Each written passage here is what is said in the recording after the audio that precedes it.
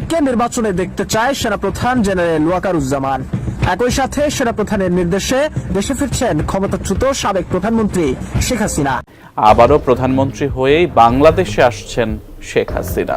To let you know that don't worry, Prime Minister Sheikh Hasina is coming back as the Prime Minister. দীর্ঘ ১৬ বছর ক্ষমতায় থাকার পর ৫ই আগস্ট ছাত্র জনতার অভ্যুত্থানে পতন ঘটে আওয়ামী লীগের। শেখ হাসিনা দেশ ত্যাগ করে ভারতে অবস্থান নিলে অন্তর্বর্তীকালীন সরকার দলের কার্যক্রম নিষিদ্ধ ঘোষণা করে। তবে ক্ষমতা হারানোর প্রতিশোধ নিতে আওয়ামী লীগের নতুন কৌশল গ্রহণ করছে বলে জানা গেছে। দলের নেতৃত্ব আনা হয়েছে বড় পরিবর্তন, আর মাঠ পর্যায়ে কার্যক্রম পরিচালনার দায়িত্ব দেওয়া হয়েছে শেখ হাসিনার মেয়ে শাইমা ওয়াজেদ পুতুলকে। দলীয় সূত্রে জানা গেছে প্রথম দিকে সীমিত কর্মী নিয়ে মিছিল করলেও বর্তমানে হাজার হাজার মানুষে আওয়ামী লীগে যোগ দিচ্ছে।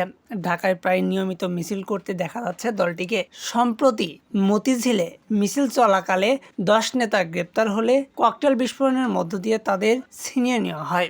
একইভাবে রাজধানীর শ্যামলী এলাকায়ও পুলিশের বাধার মুখে পড়ে আওয়ামী লীগের মিছিল। পুলিশের দাবি, আটক কর্মীদের ককটেল ফুটিয়ে ছিনিয়ে নেওয়া হয়েছে। রাজনৈতিক বিশ্লেষকরা বলছে, শেখ হাসিনা দেশে ফেরার ঘোষণার পর আওয়ামী লীগের জনসমর্থন কিছুটা বাড়ছে।